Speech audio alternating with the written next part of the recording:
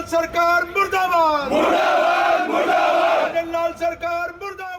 Gangapur city में पेयजल आपूर्ति सुचारू करने और अघोषित बिजली कटौती रोकने के संबंध में मुख्यमंत्री के नाम जिला कलेक्टर को कांग्रेसियों ने ज्ञापन सौंपा, जिसमें बताया गया कि विधानसभा क्षेत्र गंगापुर सिटी शहरी और ग्रामीण क्षेत्र में भीषण गर्मी के दौरान मौसम में आए दिन बिजली विभाग द्वारा अघोषित बिजली कटौती की जाती है।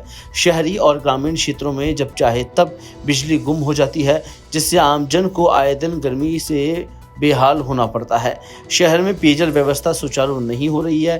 3-4 दिन में एक बार 15 से 20 मिनट के लिए पेयजल नरोग में आ रहा है, जिससे पेयजल संबंधी जरूरतें भी पूरी नहीं हो पा रही है।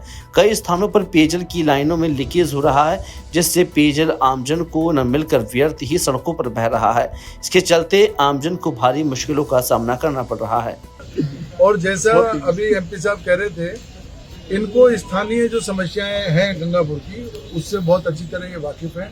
यहाँ इनका एजुकेशन हुआ है, यहाँ इनका पूरा परवरिश हुई है, तो गंगापुर की जो स्थानीय मुद्दे हैं उनसे बहुत भली भांति परिचित होने के नाते उन सारी समस्याओं को हम लोग प्राथमिकता से लेंगे और उनको दूर करने की कोशिश करेंगे।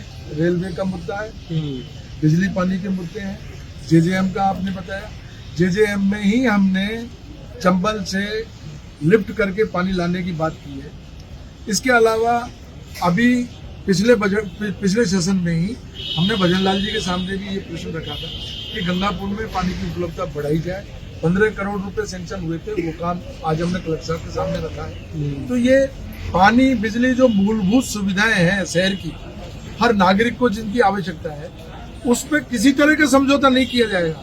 आपने देखा कि एमपी बनने के बाद में, चुनाव जीतने के बाद आज हम लोगों को धन्यवाद देने के लिए आए, लेकिन जब इन्होंने ये कहा कि यार बिजली पानी की बहुत शिकायत है, और उसी समय हमने ये निर्णय लिया कि कलेक्टर साहब से मिलेंगे और एमपी साहब खुद हमारे साथ चल करके आए। आप इससे समझ सकते हैं कि गंगापुर की जनता की कितनी ज्यादा चिंता है। गंगापुर का मतदाता, चाहे वो शहर का हो चाहे वो ग्रामीण क्षेत्र का हो, आम नागरिक को ये मूलभूत सुविधाओं से राजनीतिक आधार पर जो भी वंचित करने की बात करेगा, उसके खिलाफ डट करके लड़ेंगे।